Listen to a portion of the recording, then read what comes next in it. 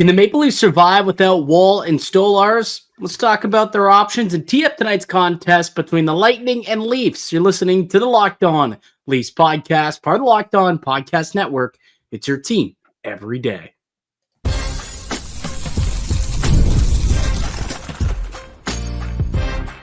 You're Locked On Maple Leafs, your daily podcast on the Toronto Maple Leafs. Part of the Locked On Podcast Network, your team every day.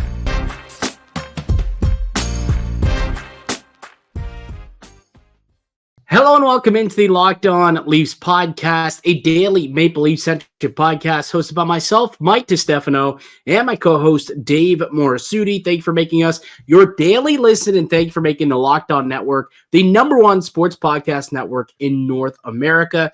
Today's episode is brought to you by Gametime. Download the Gametime app, create an account, and use the code LOCKEDONNHL for $20 off your first purchase. What's happening, Dave? How you feeling on a Monday? Here and there, obviously, losing to the Canadiens, not a good feeling. No, it's never a good feeling. No. Chance to, they picked up a point, right? They picked up a point, closed the gap a little bit between them and a playoff spot, but they'll have another chance tonight against one of the teams higher up that they need to kind of claw points off of with Tampa coming to town. We'll tee up that game in just a little bit, but when you watch back, when you look back on that loss to the Montreal Canadiens, they lost in overtime 2-1. Did you see it as a missed opportunity for the Maple Leafs? 1,000%. 1,000%. I thought that this was this game, especially where you build some good momentum. They talked so much about, you're back at home, carry that momentum, play much better, and it kind of reverted a little bit back to some of the old that we were seeing that wasn't working for them, right? Have a half decent start, you get out of the first period as much as you could unscathed, and then second period you put up it was almost a carbon copy of the last time they played Montreal, where they just had a trash second period. Third period, they show a lot of fight. They get back into it. And then the shootout, which isn't there like a more I wouldn't say soul. I wouldn't want to say soul sucking, but just meh ending to a game than a shootout. You're not a shootout guy? You don't like the shootout? I feel like it's just kind of worn off for me, because it used to be a big thing. Players really were going for it. The pace that they were going on these short times. Now, especially when they slow it down, I'm like, oh my God, it's gonna it just the way I know everyone plays it differently and all that, but I don't know, it's lost the luster a little bit for me. That's fair. And the Leafs used to get a lot of wins via the shootout in the past. The Leafs actually benefit a lot from having the shootout. Yeah, I mean, was this the first shootout we've had this year for the Maple Leafs? Pretty sure. Yeah, pretty sure it was. So it doesn't get to the shootout all that often. Usually it's settled within 3-3 overtime. And I thought the overtime actually had a lot of pace to it. I thought the Leafs controlled most of overtime. There was a couple opportunities that Montreal had, a little bit later on in OT, right at the end there, they had a good opportunity as well. But for me, the story of the game, I thought, two things. I really liked Hildeby's game, and it gives you confidence because we're going to talk about it in a moment, but Joseph Woll, he gets hurt the game before. You don't know exactly when we last, talked on Friday what that meant for him moving forward. How serious was the injury? How long is he going to be out for? Now we know that he's on injured reserve, so he's going to miss at least a week. So with him out, Stolarz out, it's the Dennis Hildeby show for at least a week, maybe more. We honestly don't know, but for now it's his net, and that's two pretty good wins in a row. Or good outings in a row for Dennis Hildeby. The game against Pittsburgh the other day, he played phenomenally. And even in this game, like you mentioned, Montreal, the better team. Montreal was the better team in that game. I thought they were. They controlled a majority of the game. They Leafs kind of woke up a little bit after the Scott Laughton goal and started to put together some decent shifts. But for the most part, it was very similar to what we had seen, previous to this win streak. And that's what you were alluding to. There was more odd man rushes, and their gap control was a little bit worse. They weren't necessarily, forcing as many turnovers. They were turning the puck over themselves a little more than you would like. So, you start to see those bad habits kind of creep back into the Maple Leafs, a little disconnected at times. But then I thought things really changed when Scott Laughton, ripped it, bar down, really got the team back into it. I thought they put on a pretty good push in the final back half of the third. I thought they were going to end it in overtime. There was a couple times there where I thought that they were going to. Dobish made a couple of really, really nice saves in the extra frame to obviously keep them into it for the shootout. But those are the two takeaways for me. Really like Dennis Hildeby, and thankfully, because he's going to have to be part of the solution moving forward over the next couple of days, a couple of games for sure. So I liked his play. I like Scott Laughton. Now that Scott Laughton had a really good game, and that's 3 straight games with a goal now for him. He's starting to really turn it up, and I thought that Coach Berube rewarded him in the third period. They mixed the lines up a little bit. He ends up getting some more ice time, put up in the top 6. Easton Cowan dropped down a little bit. So I like that that adjustment mid-game. Thought it worked well. And I actually kind of liked Max Domi's game. I did, and I posted on Twitter, and I don't know why, got a lot of flack for it. I get it. He hasn't had a good season. I'm not sitting here saying that, Domi, good contract, he's going to turn it around, and all of a sudden he's going to be worth the money he's getting paid. I'm not saying that. But I thought he had a good game against the Montreal Canadiens. I thought he was skating hard. I thought that he was hard on pucks. Like, I thought that, whenever he got the puck, it was tough to get it off of him. And he was shooting. He ended up with 4 shots on goal. And, when Domi is shooting, he's far more confident. And to me, that's when he's at his best, when he's playing with confidence. So I thought that he skated hard, was hard on pucks, and clearly showed that he was confident in shooting it a little bit more. So not a great game from the line as a whole and from the team and group as a whole, but I thought that those are kind of the 3 individual efforts I wanted to highlight that I like from that game against Montreal. Yeah, I mean, look, there's so much talk about what's been plaguing the Leafs, and especially with the goaltending situation. I thought that performance with Dennis Hildeby was crucial because it carried. That was one of the few things that carried over from the road trip, right? Solid goaltending, giving you a chance in that game. I think the penalties were also problematic for the Leafs. Yes. Montreal power play, that's top 5. The Leafs power play, very much not top 5. No. More like bottom 5. Even worse than bottom. The contrast in how the power plays are running for these teams, right? There's just a lot of ticky-tack, like careless penalties too, like Tavares getting a high stick, an errant stick that catches a guy. That I didn't like the cross-checking penalty that was given to him. I've seen way worse get not called. So it felt like one of those. But I also thought, they didn't try to cheat to get offense, which maybe that's also part of the reason why it's they were trying to maintain that, not fall into a bigger hole. So they're trying to play a lot more within the structure. And it kind of felt like they weren't being direct enough offensively, which is why I absolutely loved the clapper from Scott Laughton.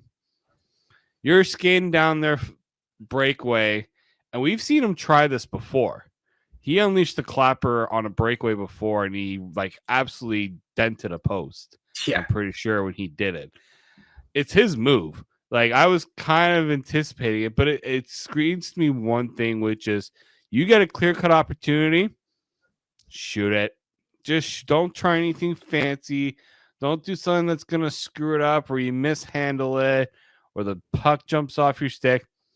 Clap bomb. Just get it past. Well, especially a guy like him, right? Let's be honest. Scott Laughton, he's a good player, right? He's a middle 6 talent, I guess you could call him. Top 9 talent for sure. But he's not, the biggest skills guy. He's not William Nylander. He's not going to go in and dipsy doodle dangle the goaltender out of his jockstrap and just kind of tuck it in. This is a guy who's got to work for his goals. He's got to go to the net and work hard. And here he just wires one, a really hard, slapper that goes bar down. Really good to see. And again, that's 3 straight games of the goal. And, all of a sudden you're starting to see why the Maple Leafs paid that premium, paid that price to go out and get Scott Laughton. And again, you're still going to have a lot of haters sit there and be like, well, it's still not worth it, right? First round pick plus Gurbankin. Look, Gurbankin ain't doing nothing over in Philadelphia, I might add. I checked in on that not too long ago. He's got like 1 or 2 goals, like 4 or 5, but he's not doing anything.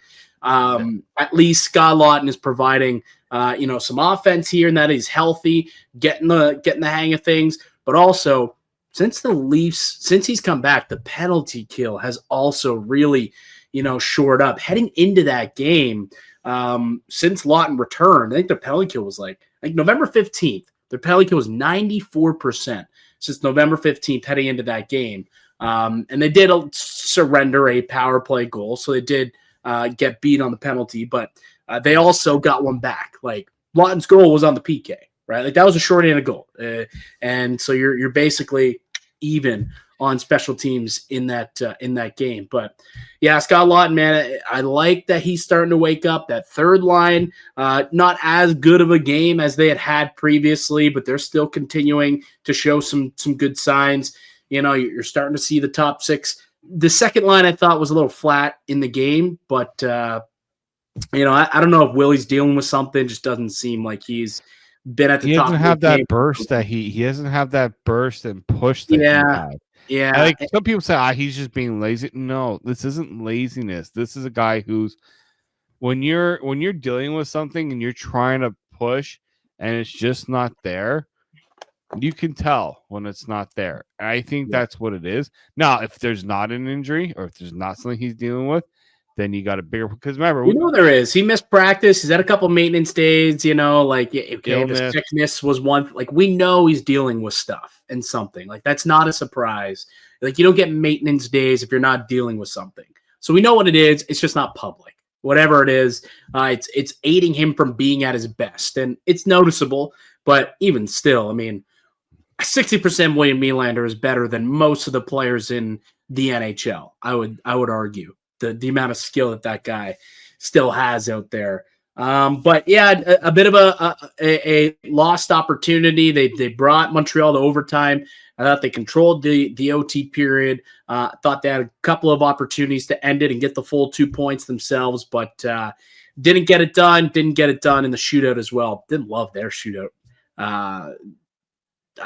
Other than Matthews, not a great shootout attempt, I guess, from the Maple Leafs. But yeah, now the winning streak's over. Got to get back on the horse. Got the Tampa Bay Lightning in town. We'll get to that in a minute. We got to get into this Joseph Woll stuff because there is now an update. There wasn't on Friday when we last spoke to you guys, but there's an update on Joseph Woll now. What are the Maple Leafs options moving forward? So we'll get to that. We'll tee up tonight's game, Leafs and Lightning, on Amazon Prime. So again, all that next in the Locked On Leafs podcast, part of the Locked On Podcast Network. It's your team every day.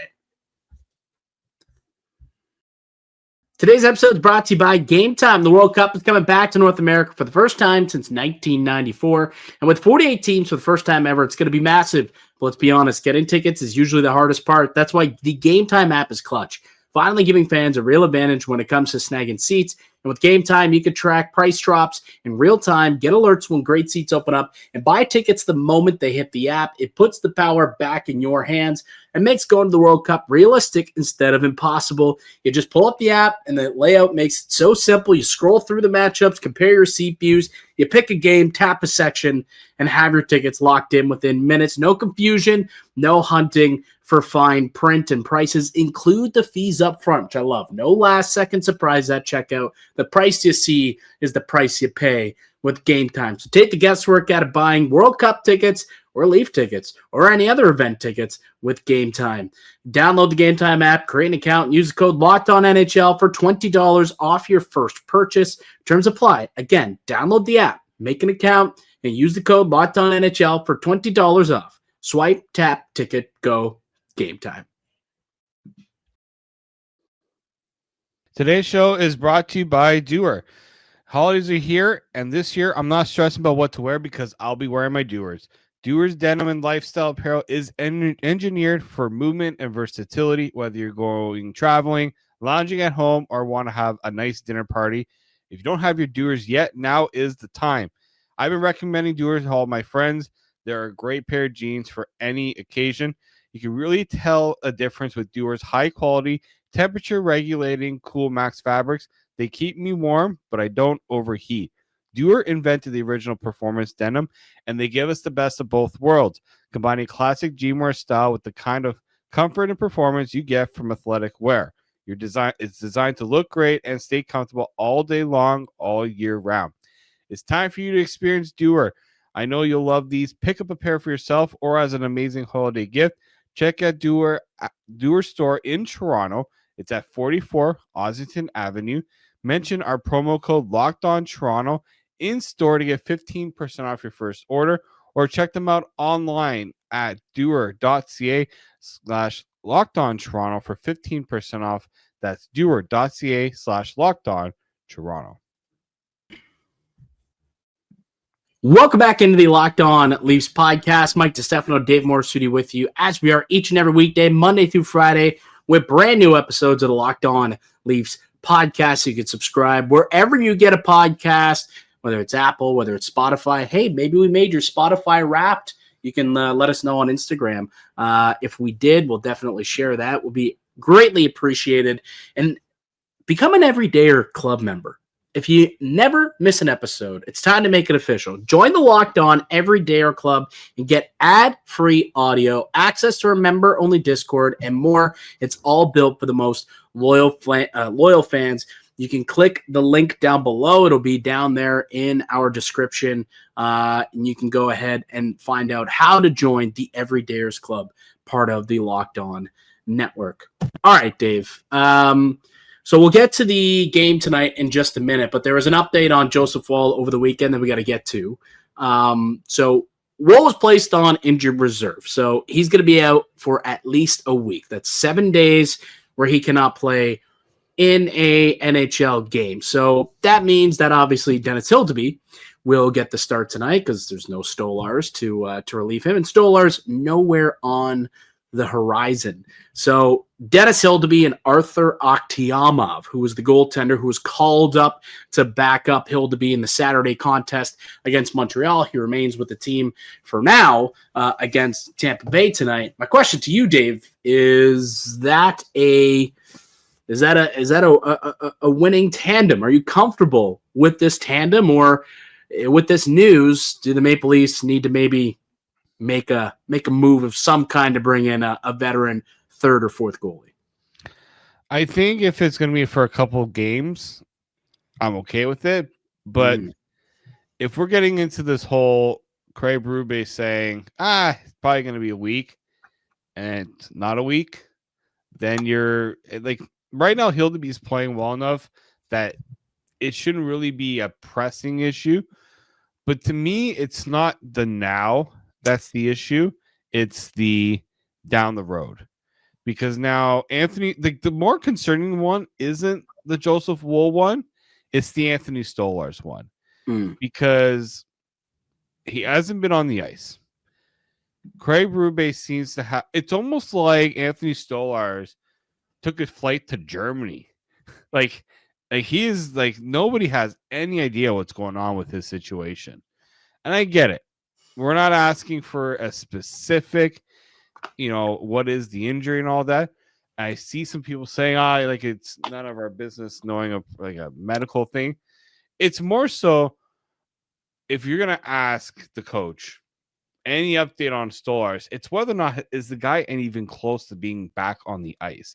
Is this a situation that's going to be not work like approaching a month, right? Of him not even being on the ice. I know. That's the big one there.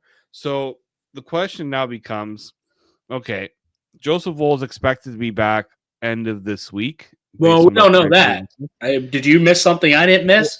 Well, Craig Berube said today that's the earliest he can come back. Well, Craig Berube did say it's looking like this week. Okay, so maybe that game against Edmonton, perhaps. That's where I'm like, if he's not back by Edmonton, then it's like, okay, then he needs a few more days. Like that to me is where the target is for me. For Joseph Woll to come back. So the Leafs schedule this week, they got the Lightning tonight, they got the Sharks on Thursday, and then they've got the Oilers on Saturday. Hockey night in Canada. Man, that's going to be an electric game down at Scotiabank Arena. McDavid in town. Get your tickets over at Gametime, by the way. So in your mind, if he's ready to go by Edmonton, by this weekend, right? If it's just the 7 days that he has to be out for, you feel comfortable being patient and waiting it out and letting Hildeby start the next couple games, Hildeby, Akhtiamov, and then hopefully, at the end of the 7-day cycle, which would be, I guess it was retroactive to the Carolina game, which would be the 4th. So 7 days after that would be, I guess it'd be the 11th. He probably could also play the Sharks, maybe play the Sharks game. But either way, the next couple you're giving to Hildeby, and then if he's good to go Saturday, you're fine holding off, being patient. I'm fine holding off, but what I'm not fine with is, okay, when Joseph Woll comes back, what are the chances whatever he's dealing with could potentially sideline him again? Because it's not the current injury, it's the next one. Because are we comfortable, are the Leafs comfortable running with a Joseph Woll, Dennis Hildeby tandem for the long run? Because that's what it's looking like right now. Like, I'm not expecting Anthony Stolarz to come back until maybe the new year, right? Like, if we're being on, maybe even longer, because like he has been nowhere to be seen. Like goalies we've seen, like, yeah, Joseph Woll was probably rushed back into his playing because they needed him. They didn't have, like, it was Dennis Hildeby kind of running the show until Woll was able to come back.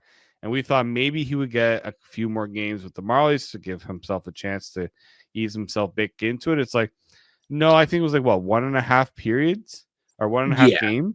Yeah. And he was back. Well, they needed him. Like Stolarz went down. It's like, all right, we need you, Joey. So right? I think the question here becomes, and some people were sending me names and articles. The Leafs are not going to go up. I've got a 5-pack. Go ahead. Okay. I'm just going to let you know that I do have a 5-pack that I'll get to in a moment. Like, people were sending me, do the Leafs go after A, B, and Z goalie?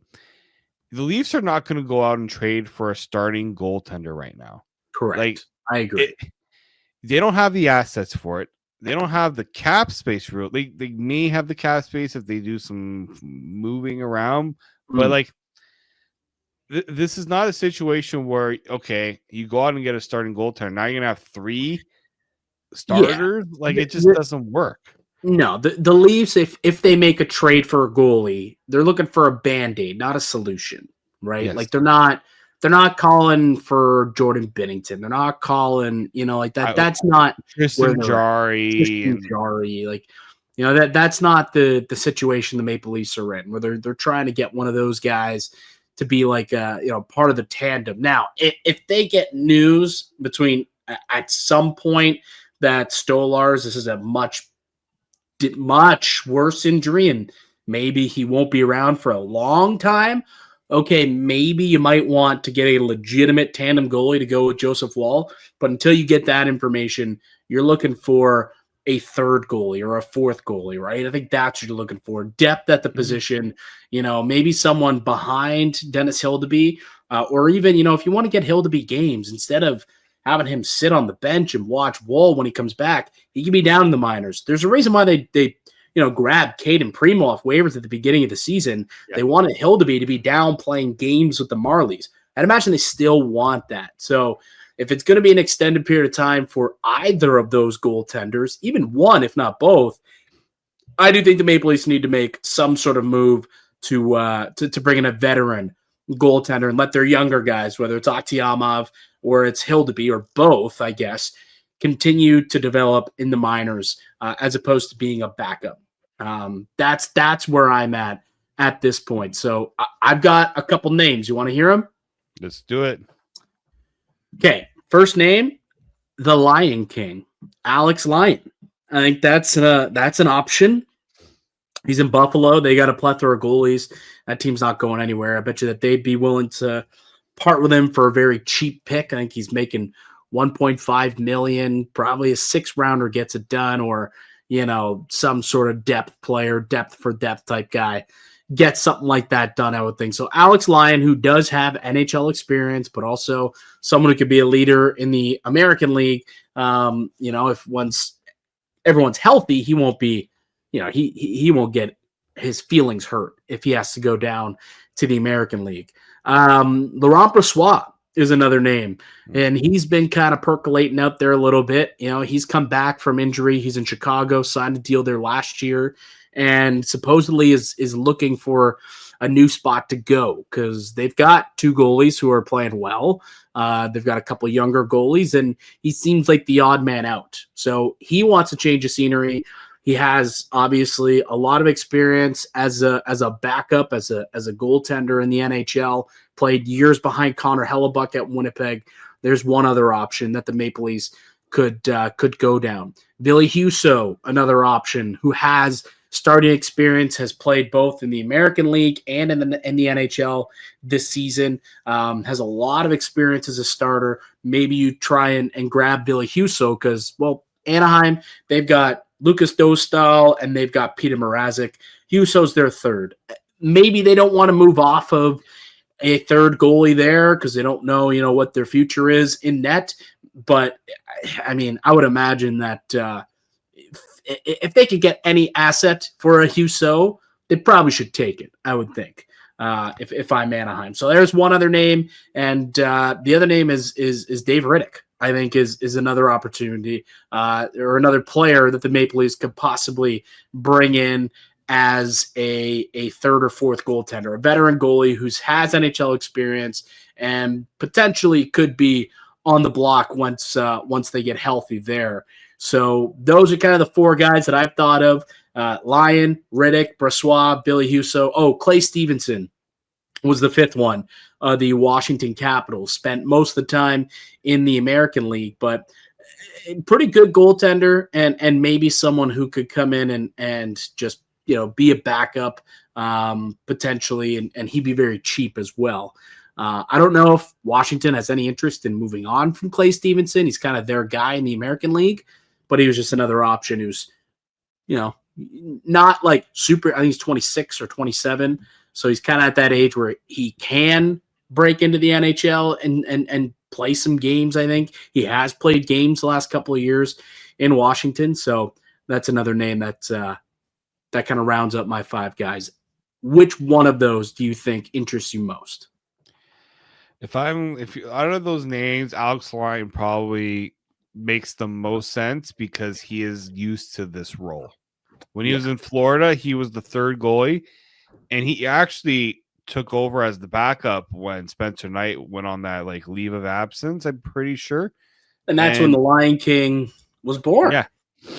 Yeah. He did it in Detroit where he was the third goalie there. Now in Buffalo, he's kind of flirting as the backup third goalie. Anaheim right now, because Dostal's hurt, Husso's playing a little bit more than the other guy that you mentioned. Yeah. So I don't know if Husso. Yeah, I don't know if Murat. Yeah, I don't know if they're gonna give up on Husso just yet because of the position Anaheim's finding themselves in right now, actually playing well. Yeah. Alex Lyon makes the most sense for me because Buffalo, why would Buffalo want to hold on to him and pay him as a third goalie when they're in such a dire situation where maybe they need to rethink their goalie situation going forward too? It hasn't worked for them. So yeah, I would be most comfortable with Alex Lyon in that sort of situation. Yeah, I think I agree. I saw some people say maybe UPL, Ukko-Pekka Luukkonen, could they go after him? But he's also making over $4 million a year. He signed a decent ticket. They kind of bet on him being the starter or a 1A goalie in Buffalo, and it just hasn't turned into that. That would be more of an option where if they get bad news on Stolarz and they need a tandem goalie to put with Joseph Woll, then maybe you go down that road. But unless you need to do that, because that would take a decent asset, I think, to make a trade like that, none of the guys I mentioned, I don't believe, will be expensive to go out and shore up the depth. Like Bressois, you might even be able to get he probably is going to be the cheapest one because they're actively moving him. Yeah, I think I heard a late round pick for Bressois. I think I thought I read that Elliot Friedman had mentioned that in one of his interviews that a late round pick. They're telling him like, look, if you guys are really looking to move, like if we'll like they're gonna accommodate a move for him because he's got a contract that I'm sure Chicago would like to get off the books. Like he's almost a cap dump for Chicago. So like that's the only thing that I think also holds me back from like going all in on Bressois. He's kind of in the middle of tandem and like cheap depth, I guess. So that one, we'll see. But I think you're right. I think Alex Lyon makes the most sense. If the Leafs are going to go out and get a veteran goaltender who could be kind of your third, fourth goalie in your organizational depth chart, he makes sense. He's got a lot of experience in the NHL, and he's shown that he can play at a high level for a small stretch of time. So if they need him to go on a Lion King-esque run, hey, go for it. And look, the Leafs have done well plucking guys out of Florida in the past, like OEL and right, like they've done a good job of going out and grabbing those Florida guys to help them or former winners and champions. Maybe Lion could be that guy. All right, on the other side, let's get into this Leaf Lightning game tonight. It's a Monday nighter. It's on Amazon Prime. We'll tee it up. That's next in the Locked On Leafs podcast, part of the Locked On Podcast Network. It's your team every day.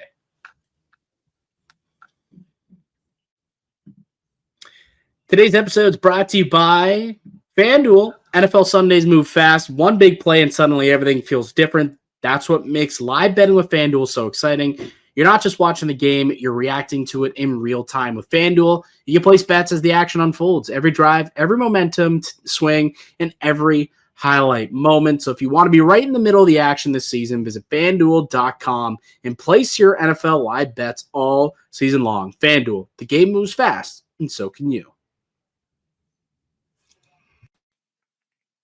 Welcome back into the Locked On Leafs podcast. Mike DiStefano, Dave Morassutti with you as we are each and every weekday, Monday through Friday. Brand new episodes of the Locked On Leafs podcast, free and available wherever you get your podcasts.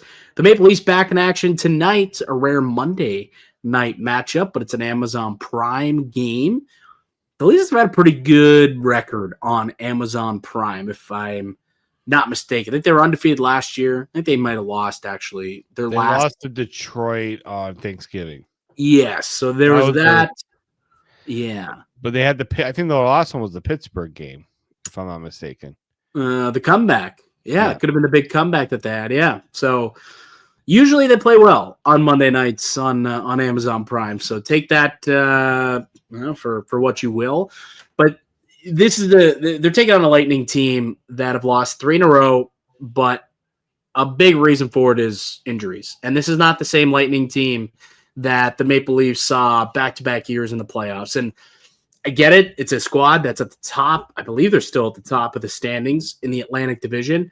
But Dave, why don't we go ahead and take a look at the projected lineup for the Tampa Bay Lightning tonight? Because I think that'll kind of paint the picture of the injuries, the amount of injuries that the Lightning are dealing with. So they've got Cirelli with Hagel and Gensel as the top line, Nick Paul, Declan James, and Oliver Bjorkstrand as the second line, Gergensons, Gord, and Holmberg as the third line, Curtis Douglas, Jack Finley, and Gage Goncalves as the fourth line. You've got Hedman, Crozier, Moser, Radish, Destu, and Lilleberg as your third pair, and Jonas Johansson, the projected starter for tonight's game. So you'll notice that there's a few key names that I did not mention while going through the projected lineup tonight. Braden Point, Eric Chernak, Nikita Kucherov, and Andrei Vasilevsky all day-to-day and may not be available for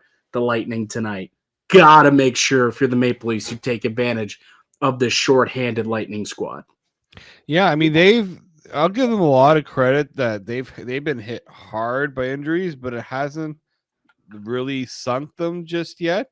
Well, I mean, they've lost 3 since all these injuries started. So I think that's why they were fine when they were healthy, and now they're really starting to get hit, and they've lost 3 in a row. So yeah, I mean, it hasn't been an ideal stretch for them. Like the Hedman just came back recently. Kucherov, Kucherov and Point, those have been, I mean, I think probably the biggest.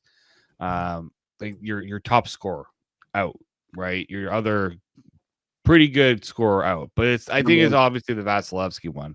He's been out since the 2nd of December, and we know that part of the reason why the team doesn't necessarily need to have, as deep of a blue line is because you got a goaltender that's going to be able to steal you a lot of games, and that's Vasilevsky. He hasn't had like the pure Vasilevsky season because I think his save percentage is in like the 916 on the year, if I'm not mistaken. Like it's in prior to the injury, he was getting they had won 7 straight prior to this 3-game skid. I think he was playing really, really well up until that point. Let me just look at his game log here. But it's funny. It's a team that started out not so great and then went on a run, and now they've lost 3 straight here. And the injuries are picking up, and it's kind of like, all right, what are we going to do here? What's this team going to look like? Yeah, prior to getting injured, so he missed the game over the weekend, but prior to that, he had a 917 save percentage, 919, 969. He had a shutout against Philly, a 960, a 969, a 957 in each of the 7 games prior to the injury. So he was playing lights out hockey before the injury, a 931 save percentage in the month of November. And, the team went 8-2 in those games. So big reason why they, vaulted right up to the top of the Atlantic standings. The rest of the division can't seem to stack wins, but they did. They won 7 straight there, kind of the end off November, and then the injuries hit, and now they've lost 3 in a row, and bunch of teams knocking on the door. They're tied with Boston with 34 points. Montreal 1 point back of them at 33. The Maple Leafs 30 points. Maple Leafs only 4 points back of the Tampa Bay Lightning for the top of the Atlantic Division. It's right there. It is right there for the Leafs. They get a win tonight. They pull themselves to within 2 points of the division crown. It is an opportunity for the Maple Leafs tonight. They didn't get it done in Montreal. They got 1 point. They got to make sure that they get 2 and win in regulation also. And against a battered, beaten team like this, got to do it, especially on home ice. Have to make it happen. Yeah, no, they do, and they gotta find a way to generate more offense early in the game. Against Montreal, I thought they were struggling a bit getting shots on goal. Craig Berube absolutely was not happy with the fact that a lot of missed shots, missed opportunities. They were doing a good job setting up chances, and they just weren't getting them on net, especially on the power play. Too much passing.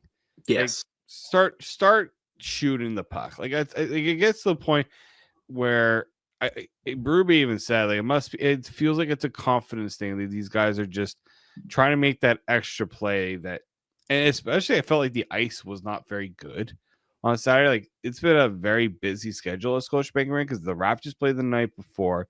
They played. Raptors played on Sunday, and now the Leafs are playing Monday. So the ice is probably not at its best. Yeah. I just think take the Scott Laughton approach, shoot it, take your shot. Right. I'm not saying you go with a clapper every time, especially if Jonas Johansson is between the net. They got outshot. What? They only had 3 shots on goal in the second period. The Leafs, 14-3 in the second period the other night against Montreal. It can't keep happening. No. I understand that Montreal is they push pace and all that, but they weren't doing it to the Leafs were not pressing the issue enough either. That's got to stop. That's got to be something that they got to get out of their system now. 100%. And Johansson, through 9 games this year, he's got an 896 save percentage. So below league average goaltender here for starting in net, projected to start in net, I guess. We'll see what comes out after morning skate. But Vasilevsky's missed the last 2 games as day-to-day. Maybe they're waiting and they're going to unleash the monster in this one. But I know Johansson is the projected starter for this one. We'll see. It's a big game for the Leafs, man. Like they got to start again. Like I know they're coming off a loss, but they've got points in 4 straight. So now you can at least say that points in 4 straight. And if they can get 5 wins in a 6-game span, it's pretty solid. And it'll put them to within 2 points of the Atlantic Division lead. Not just a playoff spot, but the Atlantic Division lead. So important game tonight for the Buds. We'll see if they can get it done. That's going to do it for us here today on the podcast. I'd like to thank you all for listening and supporting the show. You can subscribe to the Locked On Leafs podcast on all platforms and receive daily Leafs content. Follow myself on Twitter at Mickey_Canuck. Follow Dave at _Morassutti, and follow the show as well at Locked On Leafs. We'll be back with another episode for you guys tomorrow to break down Leafs and Lightning. But until then, keep it locked right here on Locked On Leafs.